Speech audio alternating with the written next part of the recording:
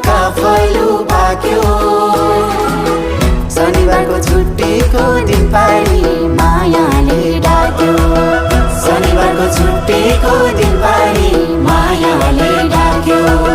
शनिबारको छुट्टीको दिन पारी मायाले डाक्यो शनिबारको छुट्टीको दिन पारी मायाले डाक्यो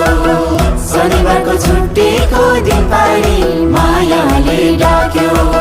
शनिबारको छुट्टीको दिन पारी मायाले डाक्यो शनिबारको छुट्टीको दिन पारी मायाले डाक्यो